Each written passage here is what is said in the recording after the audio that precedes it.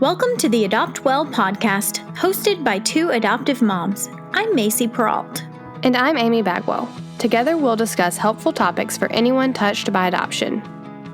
In this episode, we interviewed trauma-informed licensed clinical counselor and transracial adoptee Cameron Lee Small from Therapy Redeemed. Well, Cam, thanks for joining us today. I know we went back and forth several times trying to get this scheduled because we obviously really are excited about having you on today. I know I have lots of questions myself and am selfishly looking forward to what I'm going to learn out of today's episode. But before we get into all of that, would you mind just kind of tell our listeners a bit about yourself, your personal adoption story, what you do, kind of the who is Cameron? Yeah, and thank you so much for having me. I'm really glad that we were able to connect here. So I was born in South Korea and placed for adoption when I was 2.5 years old, and went through 2 foster placements, and then finally connected with my mom and dad in Wisconsin. Grew up as a transracial adoptee and eventually got into counseling psychology. And through my own personal search for my birth family and just connecting with my roots, I decided and just felt so compelled and inspired to reach back to other adoptees, other adoptive families, and other folks who might be going through a similar kind of process to support and serve in any way that I can, just using my skills as a counselor, therapist, clinician, just to kind of give back just from a place of empathy and support. Wow, that's so awesome. Thank you so much for sharing that with us. So, Cam, can you tell us a little bit about what adoption and permanency spectrum therapy is and maybe destigmatize it a little bit for us? Yeah, and that's such a good question. So destigmatize, I think for me, my main message at Therapy Redeemed is that it's so normal and appropriate and part of the life process to need help, to need support. And that can come informally, it can come formally, and there's so many different varieties of help that any one person can receive. Now, how does that relate to adoption and permanency? That term is kind of used to describe the idea that there are different scenarios that any child might find themselves in terms of being separated from their primary caregiver, from their birth parent, and then placed into the care of another. And that might be through a foster care system, could be through a kinship placement, maybe someone in their immediate family or extended family, maybe an uncle or an aunt, grandparents, and then adoptive parents, which is kind of like that legal term. And all of those that I just described have a million different kind of scenarios, even within those subsets. And so that's what adoption and permanency means in the way that I use it. And then therapy from a clinical perspective means that a counselor or a clinician has received master's or PhD level training in counseling theories, diversity, assessment, statistics, all of those kind of like educational pieces at their disposal to serve the goals of the family or the individual.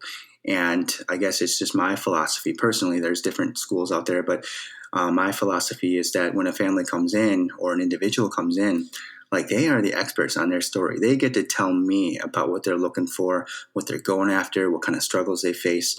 And then I am a servant to that. I'm here to cheer for them. I'm the guide.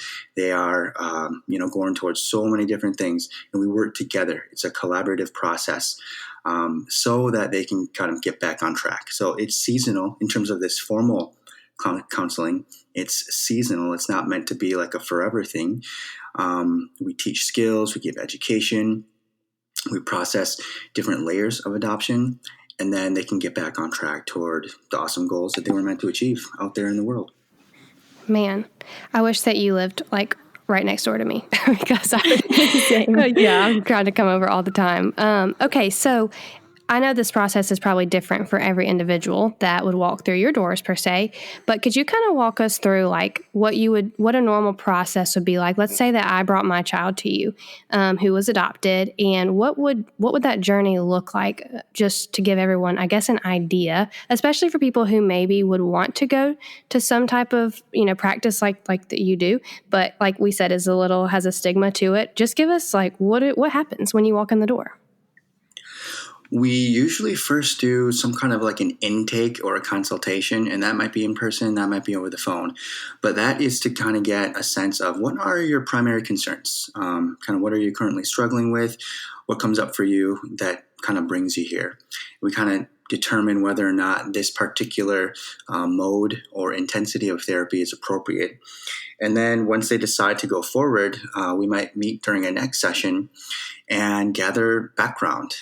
This could be anything from family history, relationships, context, medical background, just kind of like to give me a sense of what kind of a world and a universe that the client is coming from. And especially in that first couple of sessions, we're also looking for symptoms, quote unquote symptoms. And this could be, I struggle with mood, or I'm feeling sad, or I get tearful a lot, or I'm, really irritable these days, or sleep disturbance, having trouble regulating just X, Y, Z, right? And so from a clinical perspective, this is that formal counseling I'm talking about. We're kind of formulating a diagnosis in a way that, okay, these symptoms, they meet criteria for this particular diagnosis. Is it anxiety? Is it depression? Is it some kind of a mood disorder? And so that's from a clinical perspective. And then from there, we're going to start to develop some goals together, some realistic, attainable goals. So a family might come in and, little Johnny's really struggling at school. He's having some outbursts. He's getting sent to the principal's office, struggles to pay attention in class, has difficulty initiating interaction with peers. We want to kind of figure this out together. So in terms of symptoms wise, that might lead us to a particular diagnosis.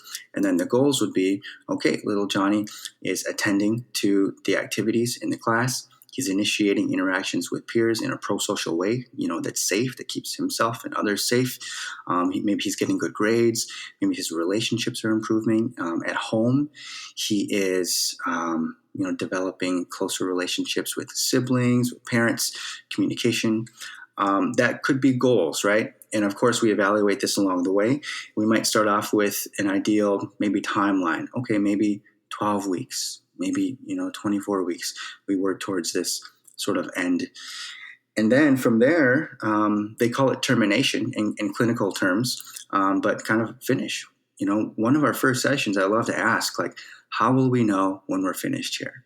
What happens? How does life change for you? And how will you know when you can sort of say goodbye to Cam? And we figure that out together. And that's what we're working towards every time that we meet together. Wow. That's great. So it is it's a journey that you're trying to get to a certain destination, so to speak. It's not, like you mentioned earlier, it's not an ongoing thing with no end in sight, I guess. That's really helpful to know. I did not realize that coming into this conversation. Yeah, that's so cool. I feel like that must give hope to the adoptee as well. Like, yeah, for sure. Okay, so I can overcome these things. Not like, well, I'm just going to come here once a week for the rest of my life and keep trudging up, Right. Yeah. Wow. So I know you also counsel adoptive parents. What does the process look like when you're counseling the parents or even the family as a whole? Yeah. So for parents, I think, one thing that will be helpful for me to distinguish right now is maybe the difference between like individual therapy and family therapy, and then like individual consultation and coaching compared with like parent coaching, guidance, education. So all of those things tend to be used interchangeably. But what I can say is this, I really like what you mentioned about hope and that it is a journey. And so if a family's like mom and dad or spouses are coming in and they just want to learn more about the adoptee experience, things about loss, attachment, trauma, things like that, we might have a curriculum that we set together and we kind of cover these basic topics. And then kind of like their homework throughout the week is either maybe to read articles, research, a video series, and then apply those skills to their family throughout the week. And then we check in. Hey, how did that go? We're working on emotion regulation or disciplining or bedtime or feeding. How did that go for you guys? What was a sparkling moment? Or what was a time when it could have gone better? And then we can unpack those things together. And that's sort of kind of like the theme, or I guess the journey, as you call it. That's kind of what that looks like for adoptive families and adoptive parents. Wow. So cool. This sounds so helpful. I'm like, sign me up. Yeah, I know. I'm like, I need to be researching this locally. So as parents, I mean, myself included, and I'm sure there's lots of adoptive parents listening or even hopeful adoptive parents, but what are some signs? I know you referred to some of the things as symptoms earlier that as parents, we could be looking for in our children to know if this is something that we should really consider for them.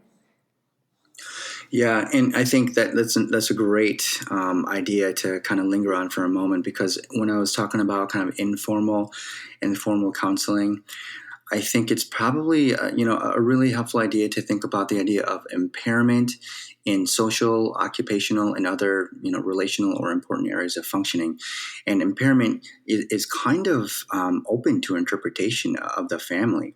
Does it mean that we have to change our family schedule from day to day? Are we disrupting class? Are we not able to do our family activities?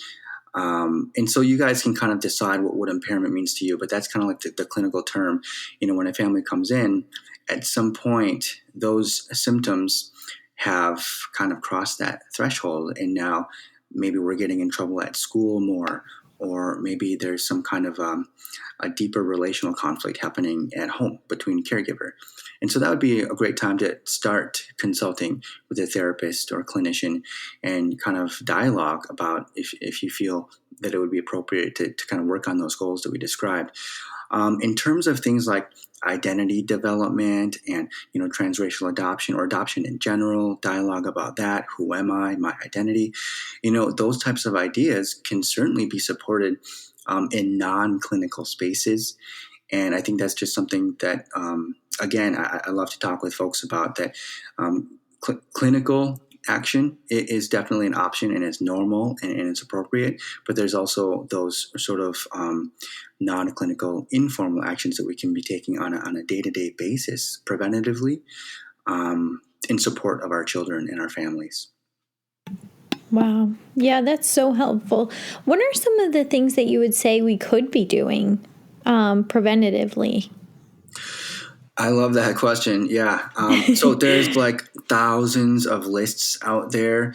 They kind of say, 10 things every adoptive parent should know, or like 20 things that your child wish you knew, things like that, right? Yes.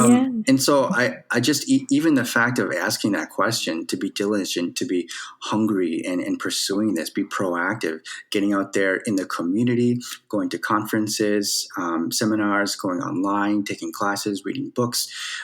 Those are all things that I see you all doing, and I definitely want to affirm that. And even touching base and connecting with each other, make sure that you have support with peers that can kind of say, yeah, me too, I'm struggling with that as well. Let's work on this together.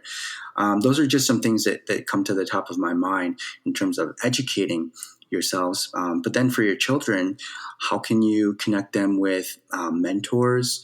How can you give them both formal and formal exposure to different supports related to the needs that are unique to them? I mean, you guys are their parents. You know them best. You're the experts. You have the furthest reach into their life. You can kind of figure out, I wonder what they're thinking about these days, or what kind of struggles they might be facing, and kind of tailor that support to them on the front end, and make sure that it's a normal conversation. I mean, you don't have to walk around all day talking about it, but that it's normal. Like, hey, this is important to us.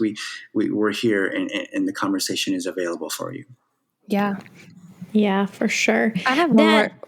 Sorry. Sure. Go right ahead. I have one more question. This just came to my mind as you were talking earlier, so I want to ask it before we move on too quickly, and I forget it. But okay, so this is a bit of me, gaining some personal help here, like I mentioned earlier.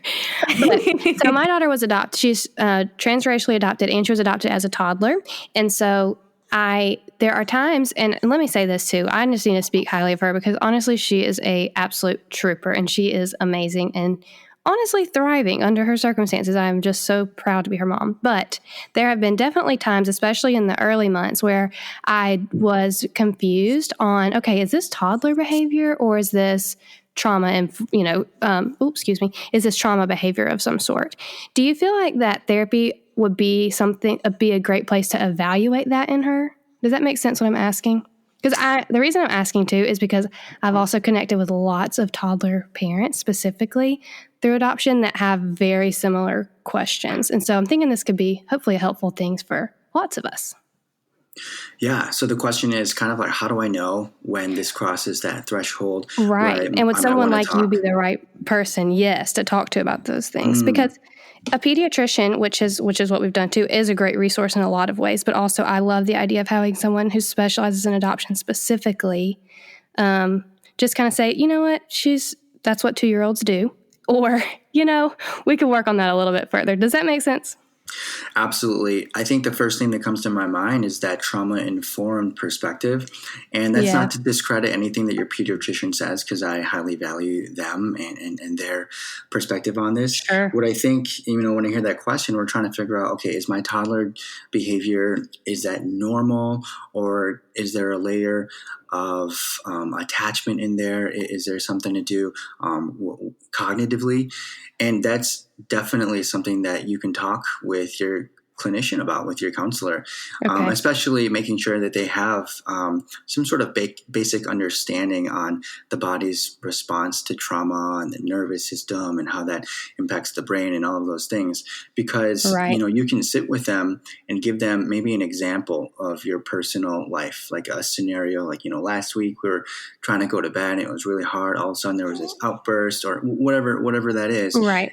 And then they can kind of gather some more data and then maybe go through even some information with you. And you can kind of discuss it together of what might be kind of like where those things are coming from, where are those behaviors coming from, and what can we do about it moving forward. Yeah, that's helpful because I know so many adoptive parents like myself. You guys, in case we don't cut this out, this is the newest member of Adopt Well here. 12-day-old Mr. Charles is joining in the podcast today. So anyways, welcome. Not how we typically record a podcast, but you guys know you got to do what you got to do sometimes. This is real life. This is real life. Adopt Well at its finest. Strapped to my body as a 12-day-old baby here right in front of the mic. Anyway, what I was going to say is that really is helpful because I know as adoptive parents, a lot of us really do our research and we read books and the body keeps the score and the Connect Child and all those things that are super helpful. But to have someone evaluate in person would be huge. Yeah, absolutely. And again, in person, they can kind of observe your child and observe the parent-child interaction. They can get a sense of that sort of like care-seeking and caregiving relationship, and what is that like, the attachment bonding, and we all can formulate that perspective and that profile together as a team. Wow. Yeah, that's so great. That's so helpful. How do you think we as adoptive parents can help our kids be comfortable in their identity as adoptees? And what are some things that you think we could do to provide just a safe place for them to process and express their feelings about their adoption, and especially the hard and complex feelings that they inevitably will have? Yeah, and I love that question because it points to the idea that we can be online doing this, not online like Google, internet online, but we can be mindful and we can be a witness to this on a day-to-day basis if we're conscious of it. So what can we do to be supporting their identity, making it a comfortable thing for them? I think, narrating and modeling it for them is a huge thing. As you give them language to talk about it, just the questions that come up, like, who am I? What's my purpose? And questions of belonging, noticing, wondering things about power dynamics, things out in public spaces, making little comments here and there about things that you see on the news or even in a movie. Just things in daily life. Now, identity, there's so many models that just come to my mind. There's like 15 to 20 different models for identity making and identity exploration. And I might talk about this a little bit later, but even in just that workbook that I was releasing in the identity portion alone, it's so rich in terms of the way a person can see themselves and the way that they can understand the way that others see themselves. And so I think what adoptive parents can be doing is kind of, research those models and those perspectives. Now, I know just from like a faith perspective, for families listening out there, of course, you're going to have your faith and your values and what's important to you and what does it mean to have identity rooted in in your faith, in the way that you've made that true for your family. And then at the same time, how does that relate? So that's vertical identity. But then how does that relate horizontally, right here and now on the street level when I go to school tomorrow and my teacher, treats me a certain way, or the official or the officer or whoever treats me a certain way? Helping our children make sense of that can really start by parents making sense of that and kind of understanding the different subtle nuances, also the blatant, overt interactions that happen, and making informed decisions for yourself for what you believe is true, and then giving your children spaces for dialogue, to ask questions about it, and to make wonders about that. One thing that just I'll say finally is that, of course, this conversation can be intimidating for kids. So it's not like we're going to sit them down, turn all the lights off and put a spotlight on their face and say, "Tell me who you are. I want to know right now." That's not what we're going after here. But we're just kind of like planting little seeds, a couple times a week. Go for something really small and kind of keep it open-ended like that. And I think that can really go a long way.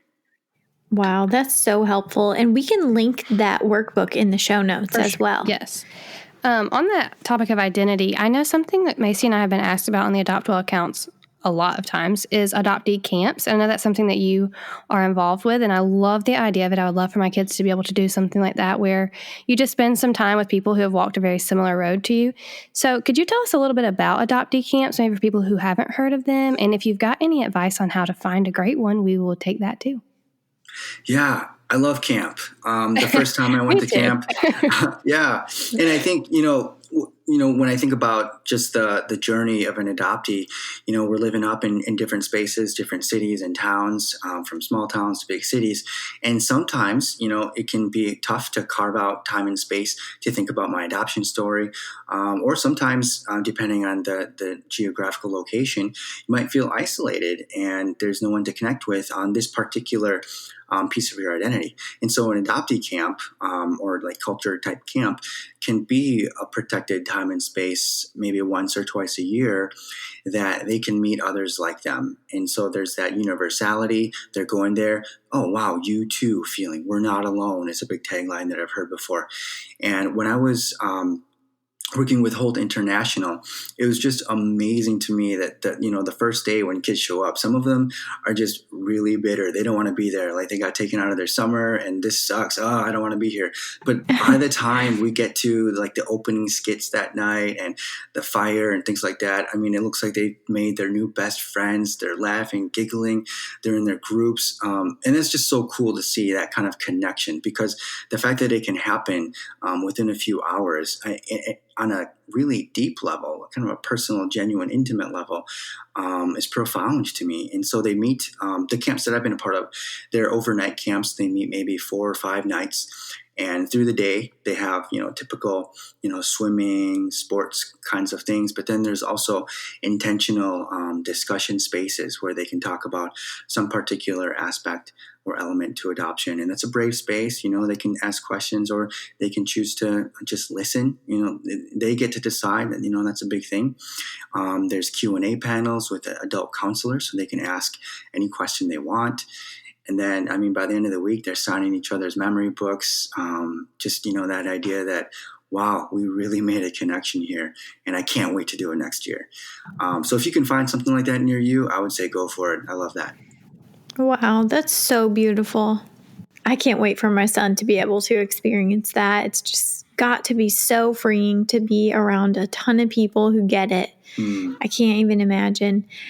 So what does therapy generally look like for adoptees who are older and maybe considering or walking through reuniting with their birth families? Yeah, and I think that reminds me, just, age range, there's definitely going to be different questions that we address depending on age, and there's going to be some of these common kind of questions and ideas that we kind of look at together simply as a function of being an adoptee. So birth search, birth parent, birth culture, those types of questions are very essential and critical as we process kind of like life story and journey together. How to counsel someone who's interested in finding birth family. And I think, again, this points back to that idea of that first initial intake and consultation session, because some people might want different things from counseling as it relates to their birth family. That might be, help me find them. What are resources?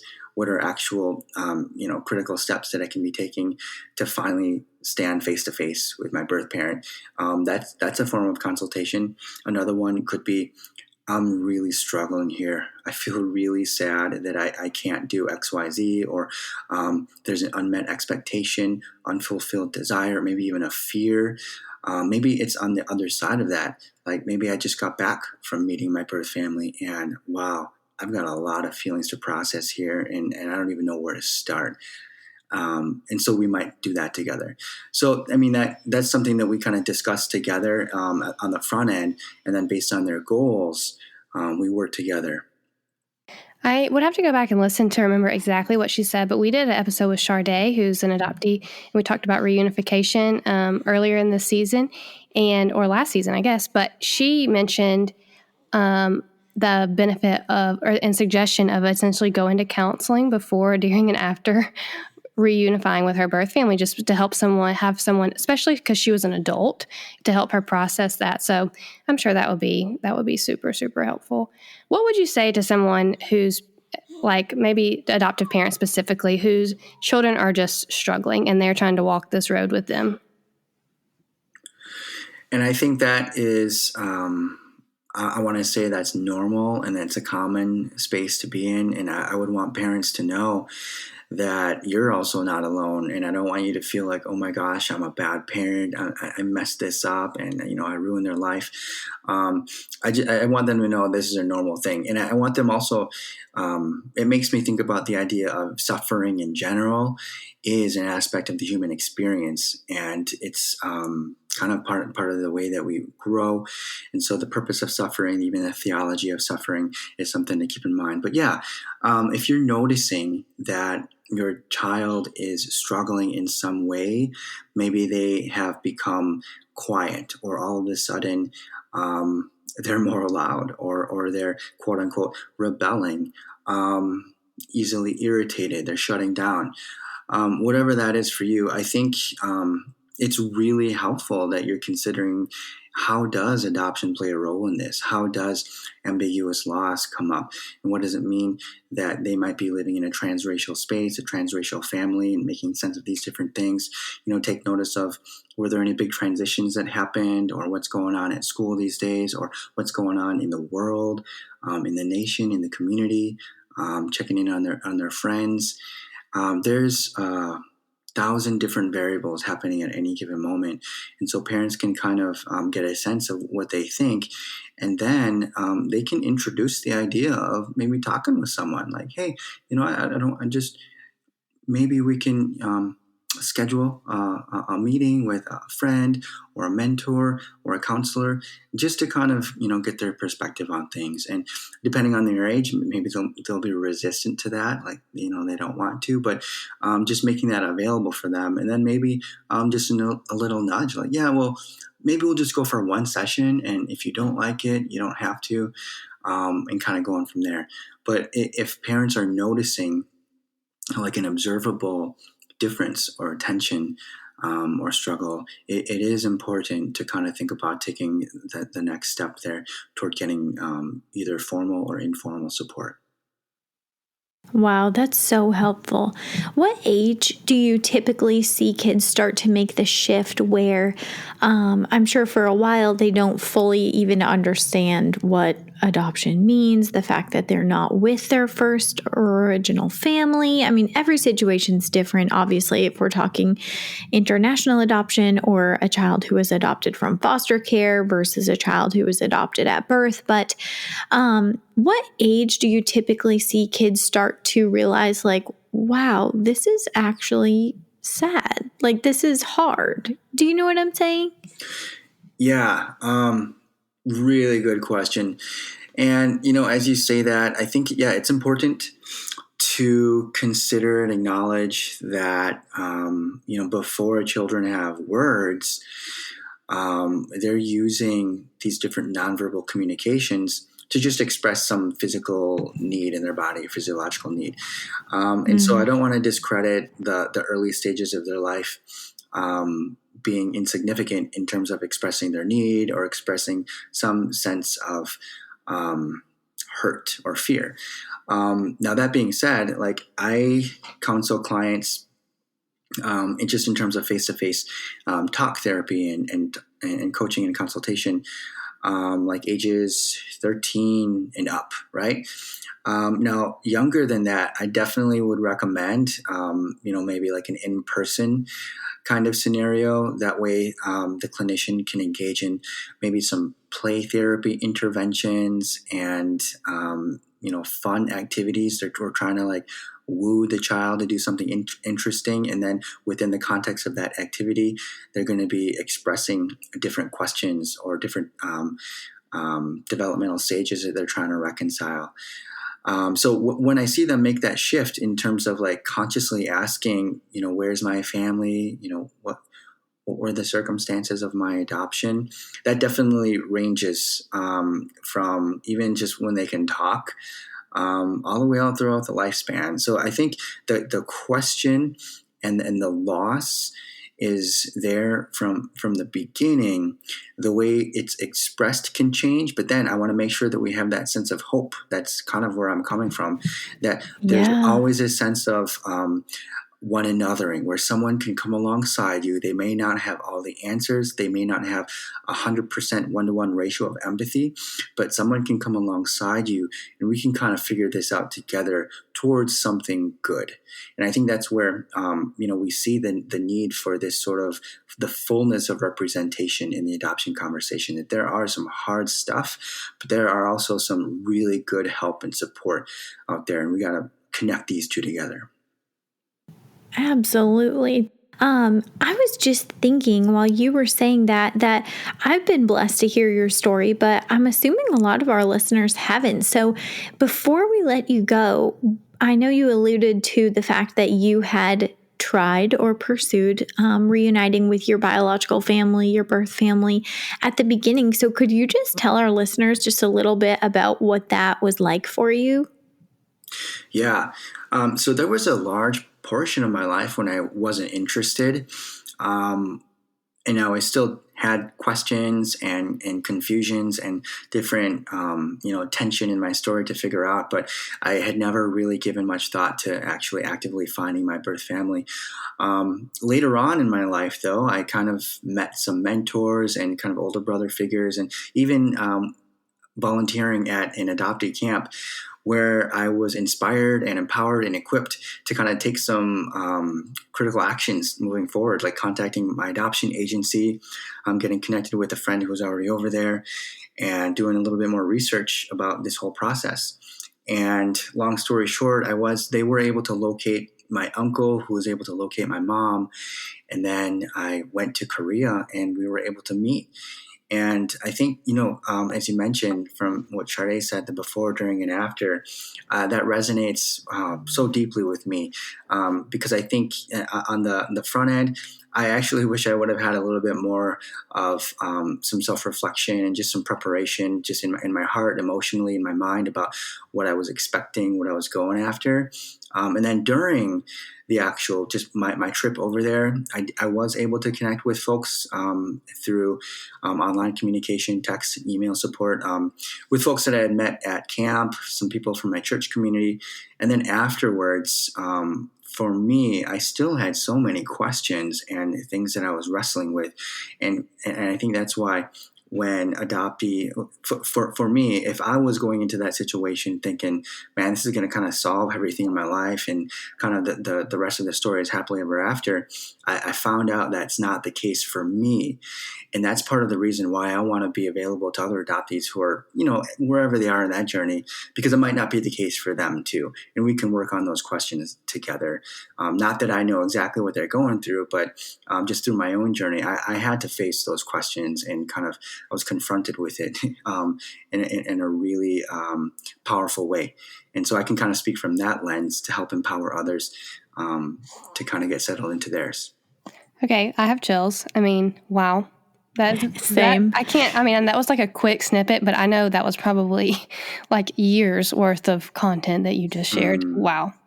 Okay, so I'm sure, just like myself, this has left lots of adoptive parents wondering, how do I find an adoption competent counselor near me? Is there any like search engine tips that you have for those of us who would love to find someone just like you in our area? Yeah. So I'll send you the links to this so that you can put it in your show notes. But there are adoptee therapist directories out there, organization called PACT, MN Adopt. So I'll send you all of these, but they define kind of what does it mean to be an adoption informed or adoption competent counselor. And they kind of give you a layout of kind of what questions to ask, what to look for, what kind of training they might have. And then from there, even Psychology Today, then you can punch in your location and other different variables that you're looking for in terms of your preferences. And then it can refer you to the person in your area, the closest local therapist. And then families can schedule a consultation from there. Oh, perfect. Yeah, we would love to include those in the show notes. That will be great. Tell us also real quickly about your workbook. I know you mentioned that too, but who is that really directed for? Kind of what does it cover? I'm super interested myself. Mm-hmm. Yeah, so I do online virtual counseling, and so clients can schedule with me, and we meet over this video platform. And this workbook for me kind of is born from a lot of the questions that I've been hearing, and even the past decade of questions that I've heard from adoptees around the globe. And I wanted to, not every adoptee has access to, they don't have time or the resources to access a counselor. So I wondered, like, how could I make something for them to go through independently that was still a rich resource of support that could help them unravel their own journey and then, feel confident and empowered to live through that. So this workbook kind of comes from that. And then the workshop for parents is a 12-week workshop that launches in February. But also the content that I put in this workbook kind of stems from some of the dialogue that we had in the last season of our cohort here. They're just great conversations with parents doing really good hard work. And I wanted to get that into the adoptees' hands too, just some of the conversations and the tough stuff that we're talking about, so that they could be wrestling with this too. And it really helps them figure out those different developmental milestones in terms of identity and relationship moving forward. So that's where that workbook comes from, and it's for adoptees to help them feel empowered in their stories. Cool. Wow, I love hearing about the workshop too. I'd seen you mention something about that on Instagram, I believe, but that's great. I'll be looking for that. And we'll link your website too, so everyone can kind of see where you're at in the world. Yeah, for sure. Thank you so much, Cam. This has been so helpful. Yeah, thank you so much for having me. It's been a pleasure. Well, we're so glad you joined us today. If you haven't already, leave us a helpful review before you go, and connect with us on social media at AdoptWell. You can find more helpful resources about today's episode right here in the show notes.